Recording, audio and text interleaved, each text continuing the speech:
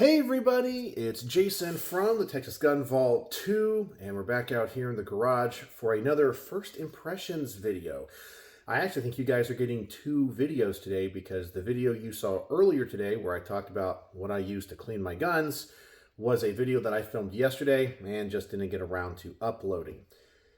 But I was able to go to the range, as I mentioned in that video, and unfortunately I was only able to review or shoot one gun. And it was the Glock 30S Gen 3. And actually, I have a couple of questions for you, and we'll get to those. The first question is, if you're familiar with what the Glock 30S is, essentially it is the slim version of the G30. And this is a Gen 3. And I need to know, does anybody know of any Gen 4 or Gen 5 30Ss?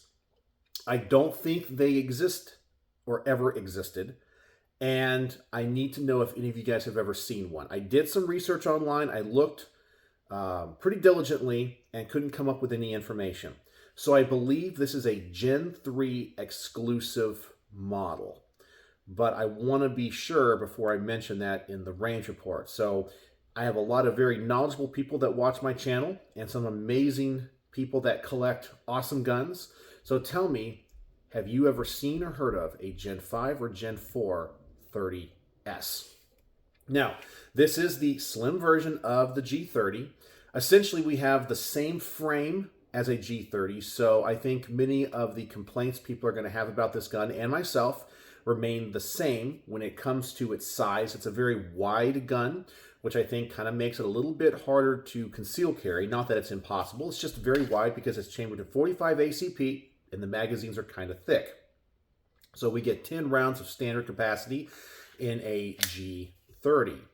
And so we get the same thing here. This is also the SF frame. It says it right here on the side, which means short frame. So they did remove some material here, which I think is a huge improvement over the original G30.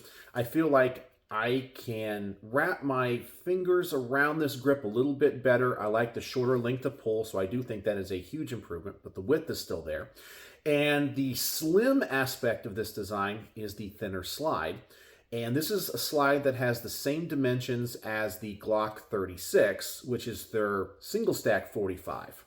So it's my understanding you can actually take a Glock 36 slide and put it onto a Glock 30. I guess the rails are the same and it will fit.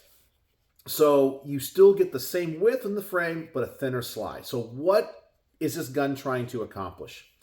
It's trying to make the Glock 30, which has better capacity than the 36, more viable as a self-defense or CCW pistol, because it has a thinner slide, it weighs a little bit less, and has a shorter frame.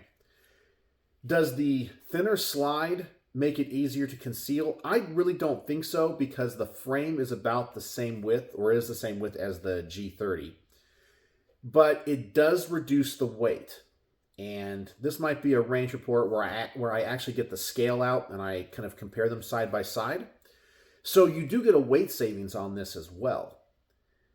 But what people were saying about this is that it is going to be a snappier gun because the weight of the slide is less.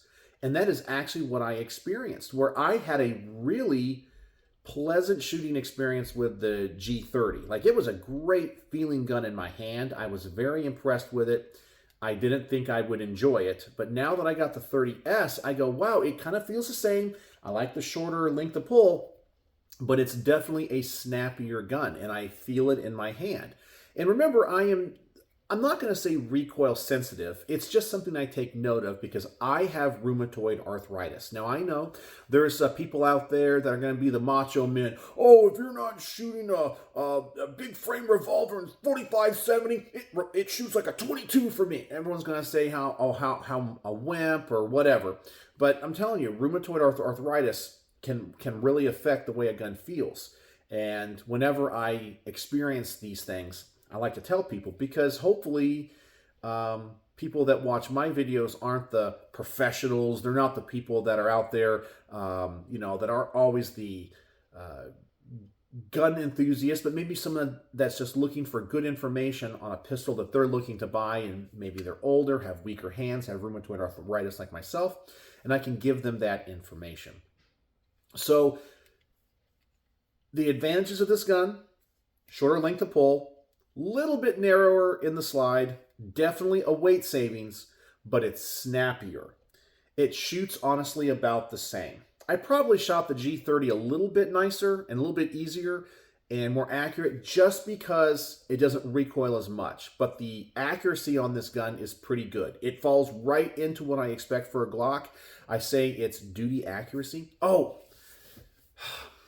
I just realized I forgot to mention there's a caveat to this video, because I know that probably by now in this video, I already have people typing in the comment section, "This is the worst review I have ever seen. He doesn't show any shooting footage." This is not a review. This is my first impressions.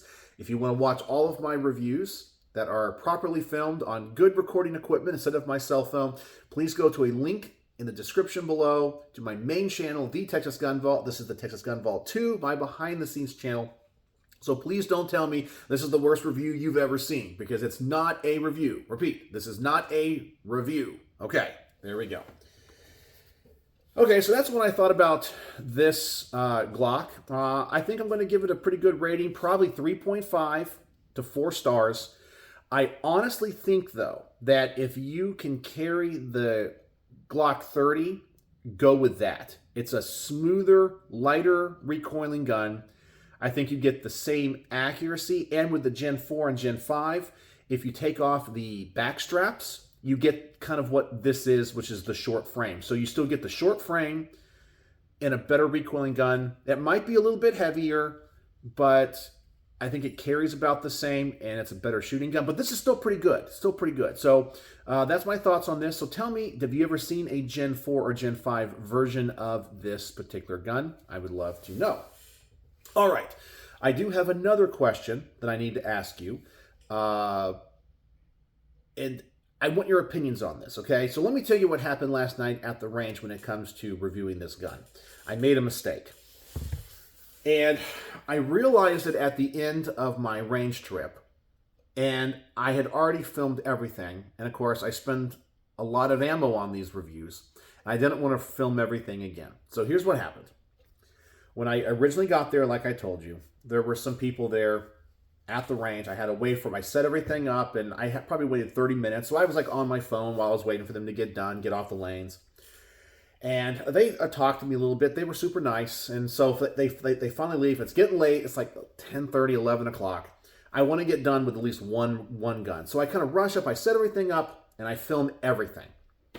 And then I get to the last thing, which I did is, sometimes on my opening title cards for my reviews, I like to have some footage of the camera facing me, and I kind of shoot it. I put like the logo, I say range report, in this case, the Glock 30S. I shoot the gun, 10 rounds, blah, blah, blah. You get to see me shooting from the front and the gun firing from a different angle than just the camera from behind me looking at the target. And I realized when I did that, oh crap, I forgot to use eye protection. Now, I did get my eyeglasses out because when I was setting up, I got everything out. I laid it on like the back shooting table.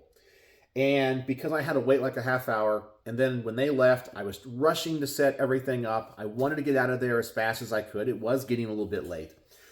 I realized that, oh crap, I didn't use them the entire range report. Now, of course, you always should use, eye protection. Hearing protection would be pretty obvious. If I didn't use it, I'd be like, oh, it's too loud. I wasn't even thinking about it.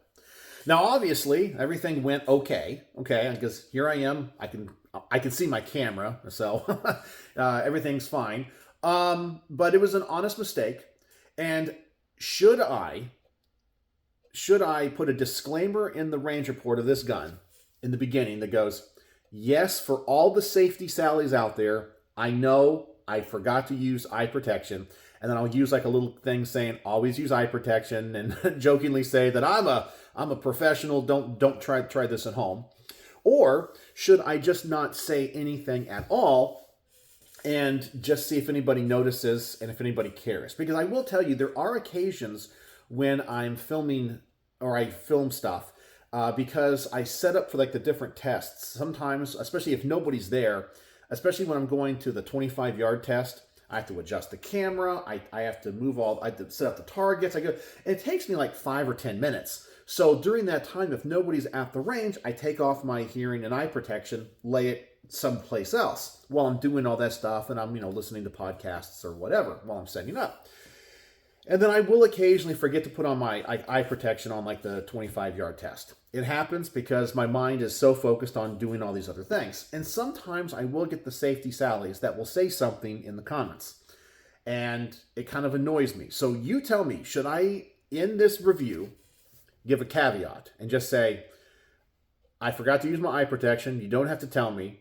Don't be a safety Sally. I'm okay. Don't try this at home.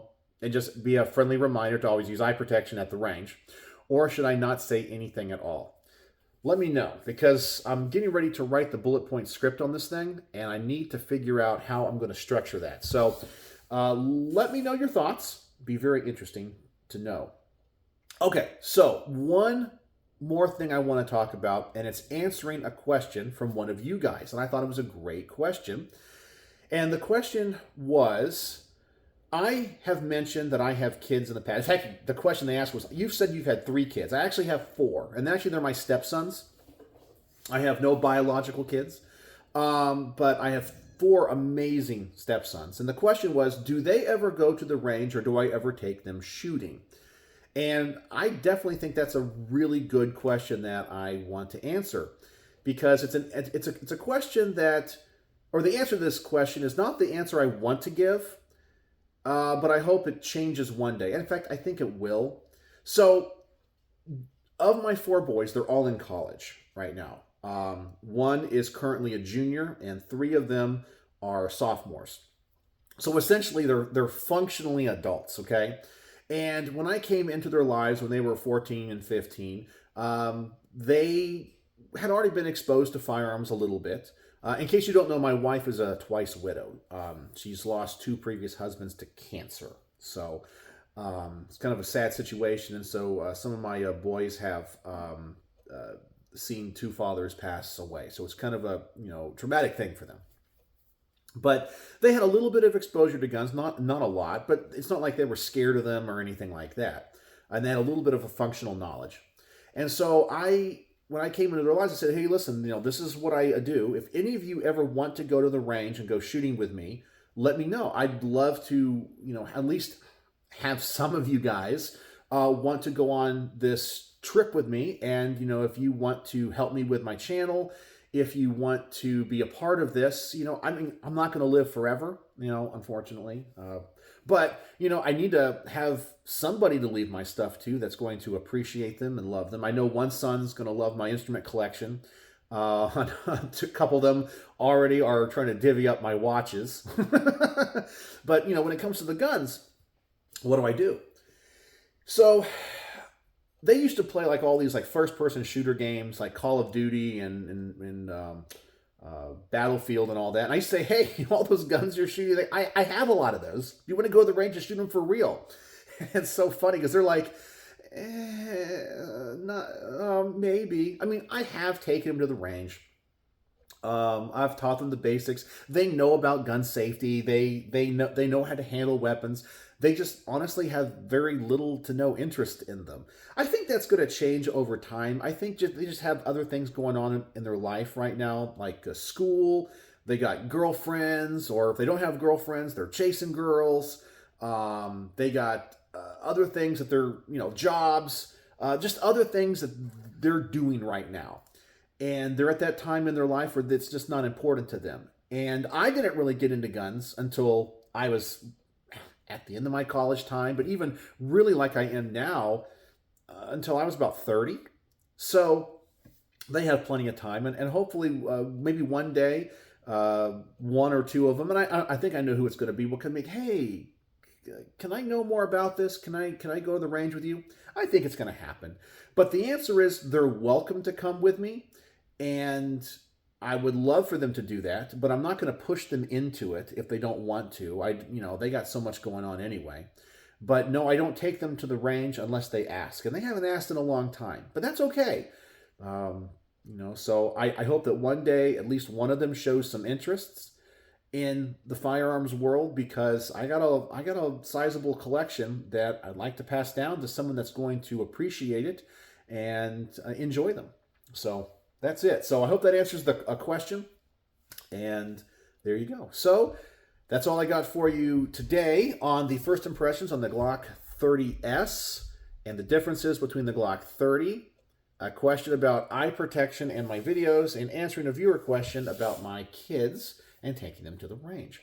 So if you watch to the end of this video and want to participate in the word of the day and show off that you have made it to the end of my very boring video and can put up with my annoying voice and less than charismatic personality, use the word, what's the word today? Slim. Slim is the word of the day, because the Glock 30S is the Glock 30 Slim, essentially. So I know you made it to the end. So thanks for joining me here in the garage as always. It's an absolute pleasure to create this content. I got a couple of awesome mean comments of the week that I'm waiting to get a few more to make my next video. I try to do those on Sundays, but right now I don't have anything mean. But somebody on this channel said a hilarious comment about my video where I was surprised that there were certain 2011s that don't lock back, and he thought I was an absolute idiot and whatever. And it's okay. It's okay. I thought it was funny, and he made some points. At first I thought, okay, it's just a comment. He's just saying whatever. He doesn't understand what my channel's about, or this channel's about. And then he just went into like this mean tirade. So it's a good one. It's a good comment to reflect on and share with you guys and laugh about. So, but anyway, let me know what you guys think in the comment section below. Use the word of the day. And as always, thanks for watching.